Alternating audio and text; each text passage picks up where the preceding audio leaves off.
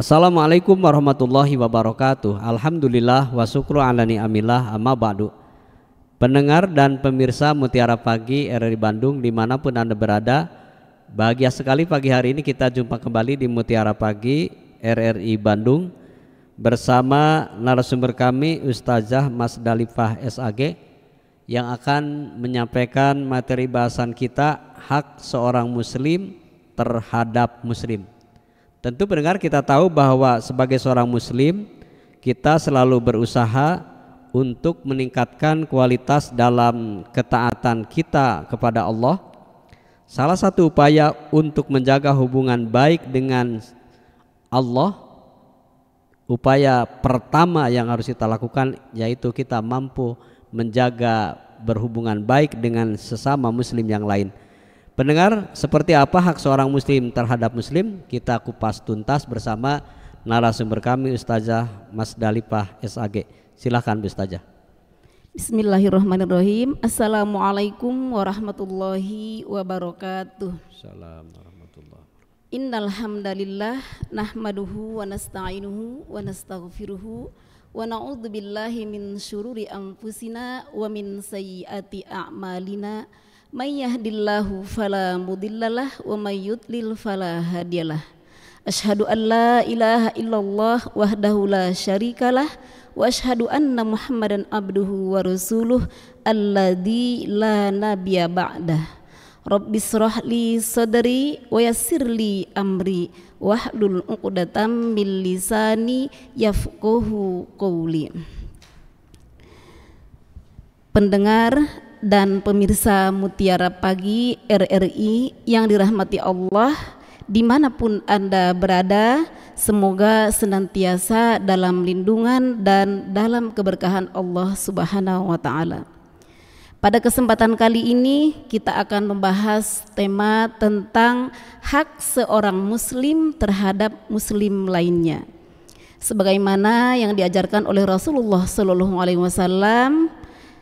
Dalam hadis yang diriwayatkan oleh Imam Muslim, baginda Nabi Muhammad SAW bersabda, Bismillahirrahmanirrahim, Haqqul muslim alal muslim sit, idza laqitahu fasallim alaih, wa idza da'aka fa'ajibhu, wa idza stansahaka fansahahu, wa idza atasa fahamidallah fasammithhu, wa idza marida fa'udhu, wa idza mata fa'atsba'. Artinya, hak seorang muslim terhadap sesama muslim ada 6, yaitu bila engkau berjumpa dengannya maka ucapkanlah salam, bila ia memanggilmu maka penuhilah, bila dia meminta nasihat kepadamu maka nasihatilah, bila dia bersin dan mengucapkan alhamdulillah maka bacalah yarhamukallah, semoga Allah memberikan rahmat kepadamu. Bila dia sakit maka jenguklah, dan bila dia meninggal dunia maka hantarkan jenazahnya. Ini diriwayatkan oleh Imam Muslim. Sebenarnya ada juga dari versinya dari Imam Bukhari bahwa hak muslim dengan muslim lainnya itu ada 5 gitu ya, tapi kita ambil yang 6. Nah, mari kita bahas satu persatu. Yang pertama, hak seorang muslim terhadap muslim lainnya, yaitu kata Nabi mengucapkan salam. Ya, kita disunnahkan untuk memulai mengucapkan salam kepada saudara sesama muslim, baik itu yang kita kenal atau tidak dikenal gitu ya. Nah, disunnahkan untuk mengucapkan salam. Tetapi untuk menjawab salamnya itu adalah suatu kewajiban gitu ya. Ya, mungkin kita harus tahu dulu bahwa hak muslim itu adalah perintah yang dituntut untuk dikerjakan, benar-benar ditekankan, jangan sampai ditinggalkan. Ya, hak ini mencakup ada wajib ain, ada wajib kifayah. Jadi kalau wajib ain itu kewajiban pribadi sendiri, kita wajib melakukan sendiri secara perorangan. Sedangkan fardu kifayah kalau sudah ada yang lain yang menyampaikan, yang melaksanakan, maka gugurlah kewajiban yang lainnya. Nah, untuk salam, yang menjawab salam ini suatu kewajiban bagi kita. Jadi ketika ada orang yang mengucapkan salam, maka kita harus menjawab salam. Sebagaimana dalam Al-Quran surat An-Nisa Allah berfirman, A'udzubillahi minasyaitonirrajim, wa idza huyyitum bitahiyatin fahayyu bi ahsana minha aw rudduha innallaha ala kulli syai'in hasiba. Dan kata Allah, apabila ada yang memberikan penghormatan atau mengucapkan salam, maka jawablah salam itu dengan yang lebih baik daripada salam orang tersebut atau yang setara dengannya. Sesungguhnya Allah atas tiap-tiap sesuatu maha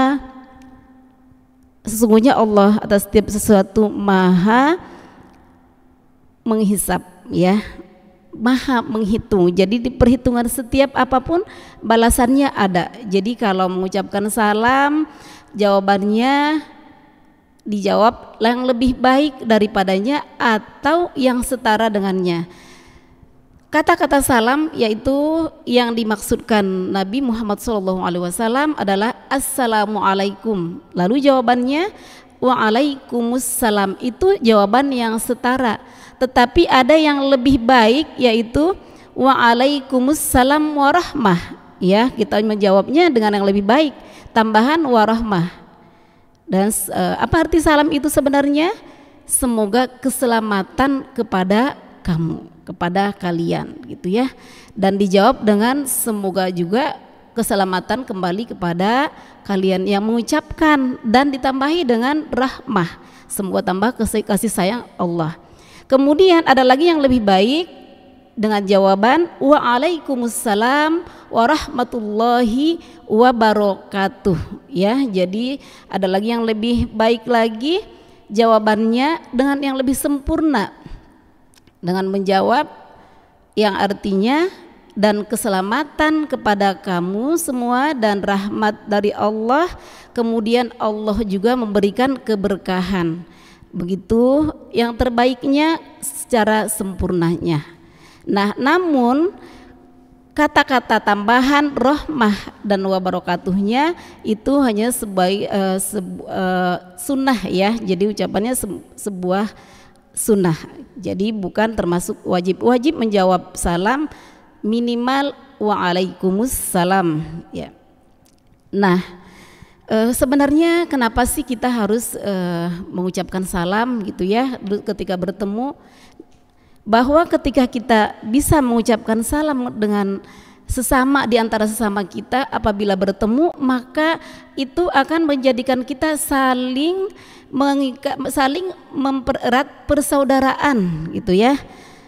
Jadi akan tumbuh rasa cinta di antara saudara sesama muslim, yang nanti yang buahnya adalah saling tolong menolong dan bekerja sama dalam kebaikan dan ketaatan, ya. Karena sebagai ada hadis Nabi juga yang berbunyi, kata Nabi, demi zat yang menguasai diriku, kalian tidak akan masuk surga hingga kalian beriman, dan tidak akan sempurna iman kalian hingga kalian saling mencintai.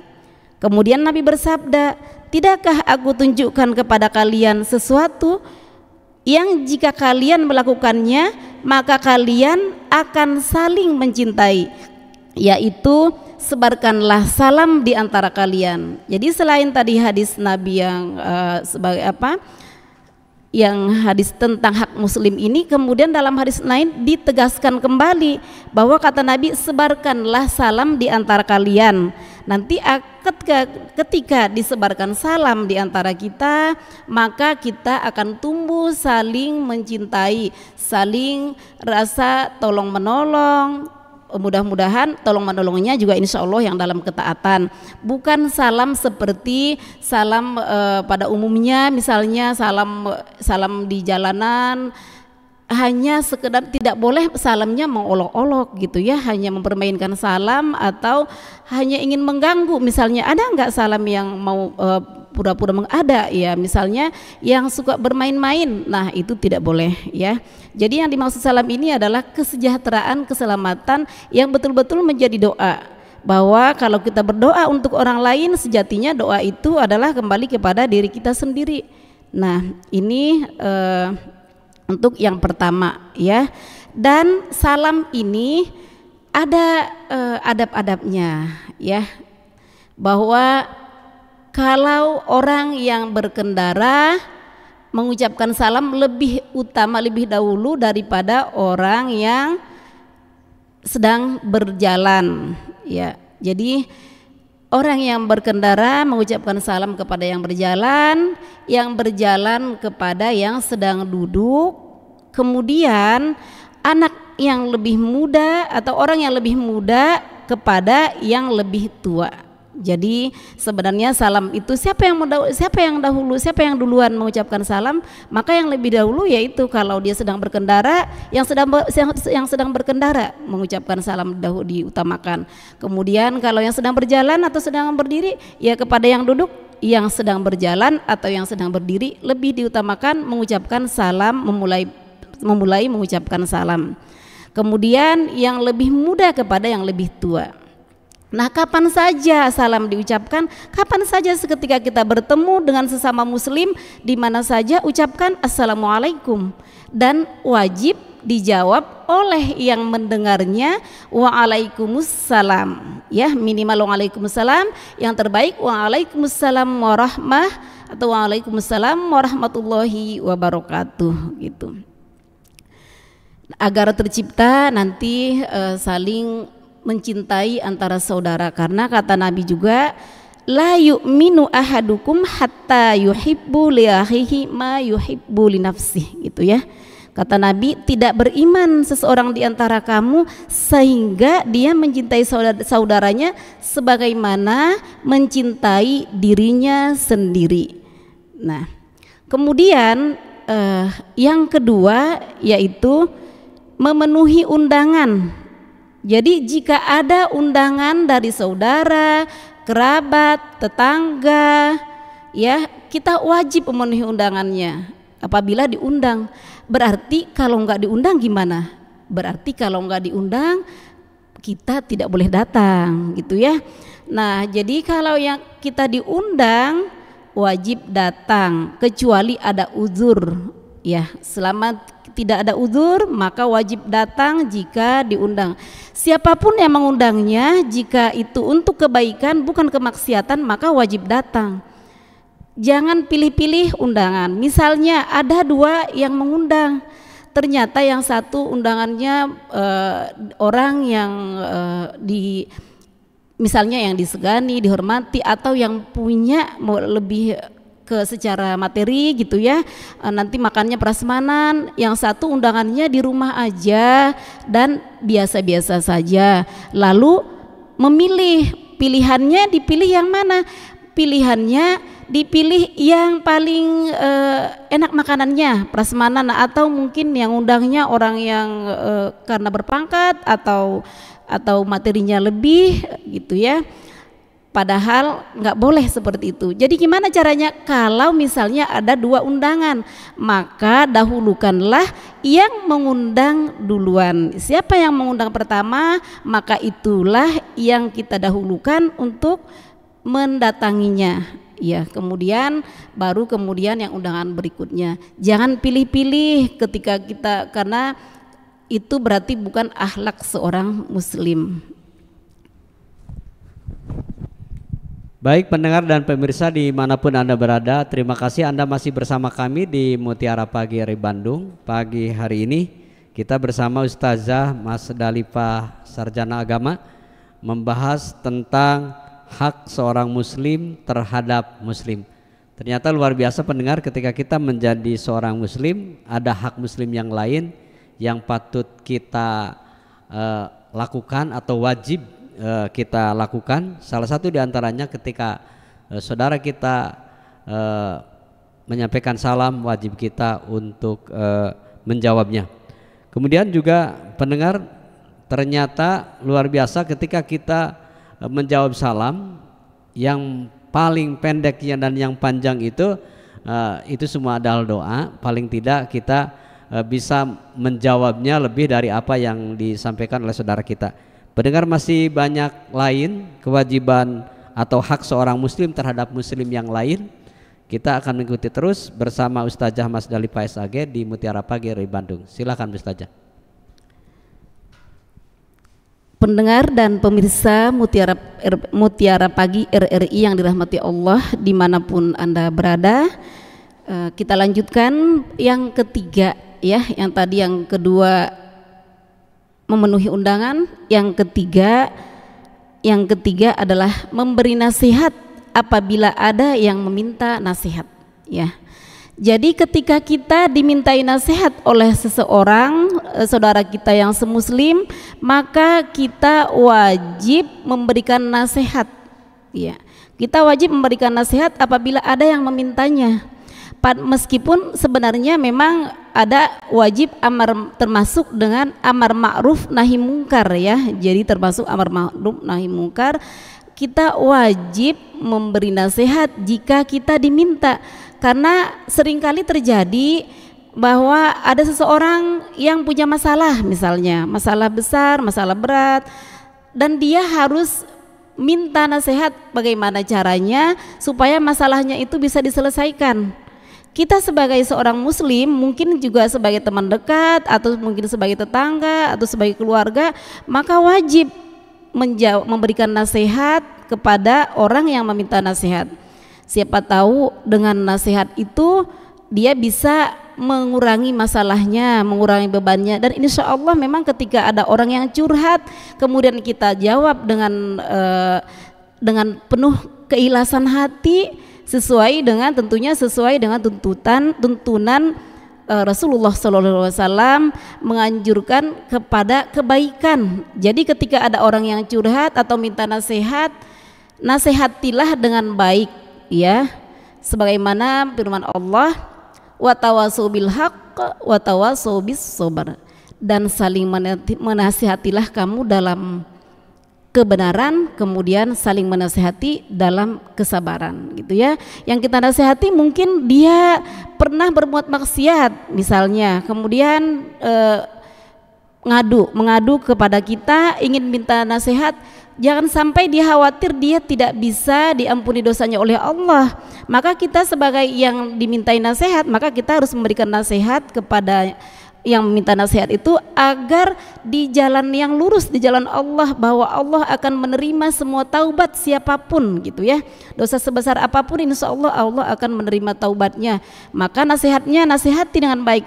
Jangan juga, wah kamu gimana sih udah berbuat dosa seperti ini akan begini, malah membuat si peminta nasihat menjadi lebih kurang bersemangat menghadapi hidup.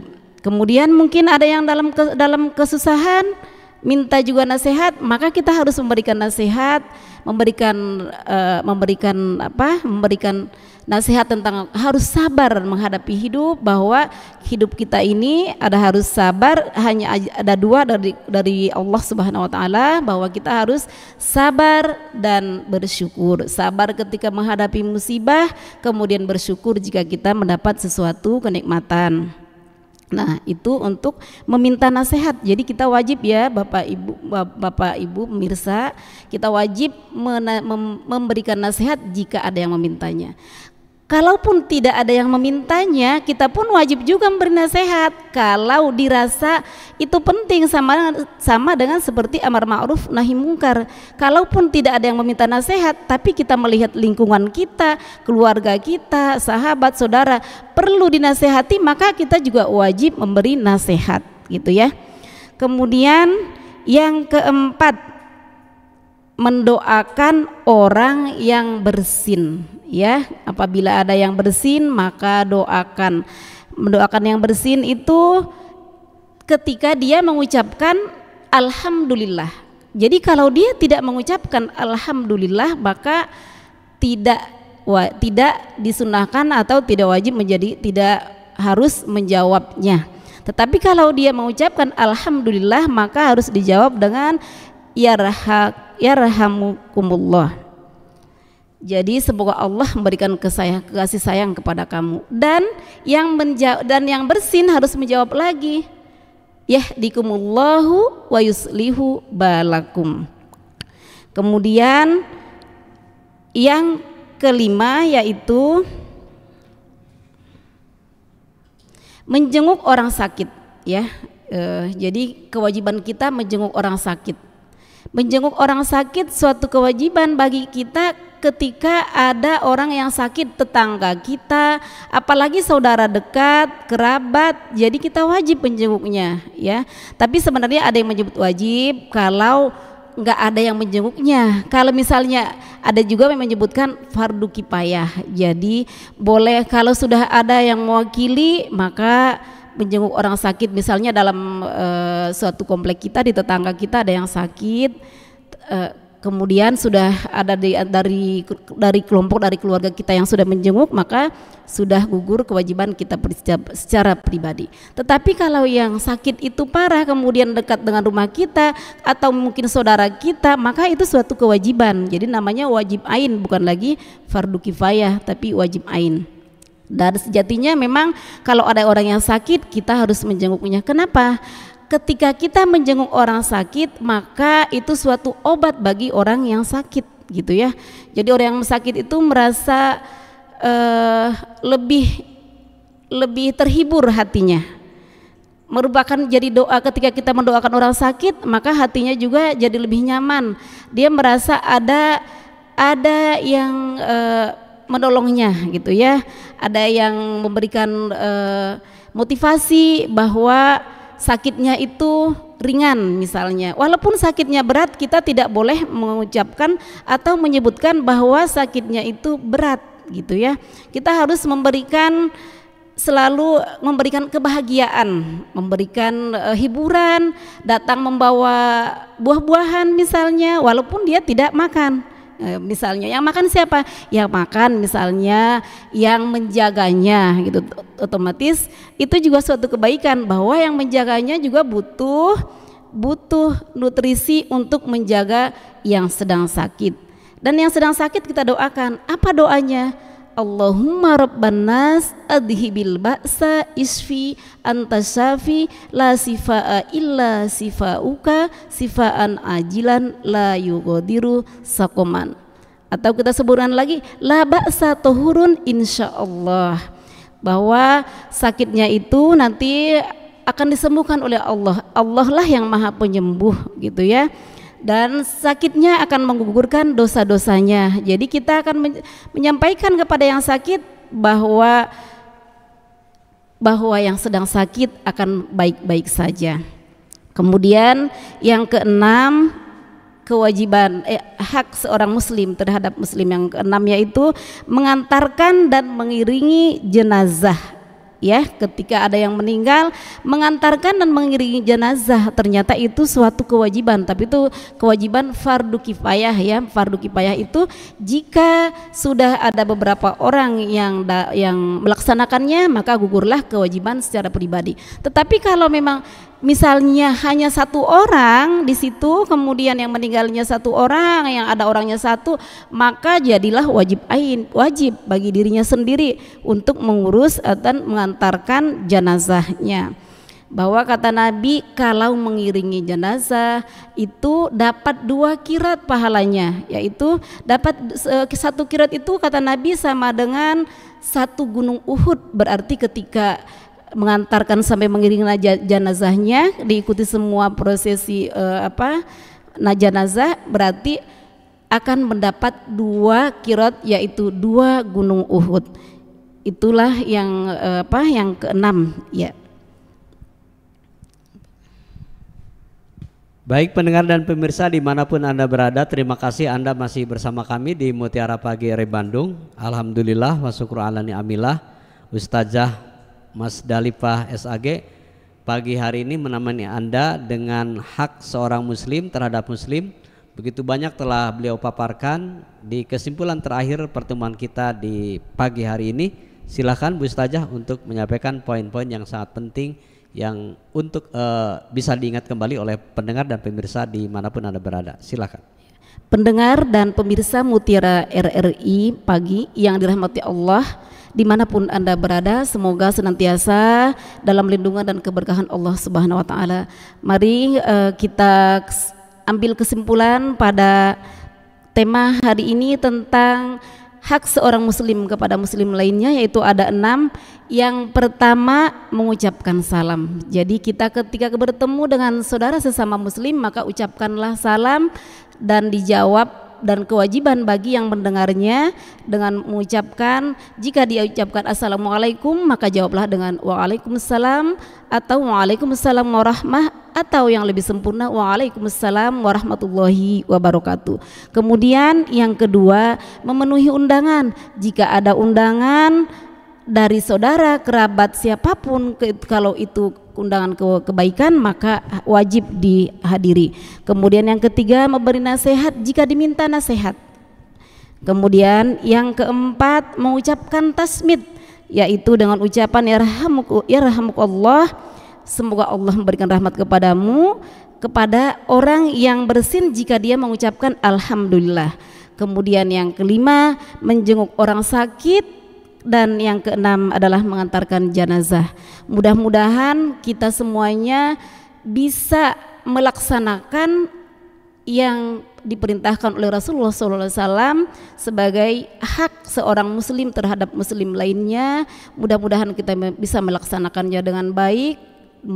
Dan mohon maaf jika ada kesalahan, dan mungkin sampai di sini yang bisa disampaikan. Wabillahi taufik wal hidayah. Assalamualaikum warahmatullahi wabarakatuh. Pendengar dan pemirsa, pemenuhan hak-hak sesama muslim menjadi salah satu upaya dalam menjalin persaudaraan yang indah dan menjaga ukhuwah Islamiyah. Mari kita sebagai muslim yang baik, seharusnya kita selalu berusaha meningkatkan nilai-nilai ibadah di hadapan Allah Subhanahu wa Ta'ala dan meningkatkan hubungan sesama muslim dengan sebaik-baiknya. Semoga Allah Subhanahu wa Ta'ala mencatat kita menjadi hamba yang mutakin. Subhanakallahumma bihamdika asyhadu an la ilaha illa anta astaghfiruka wa atubu ilaik. Wassalamualaikum warahmatullahi wabarakatuh.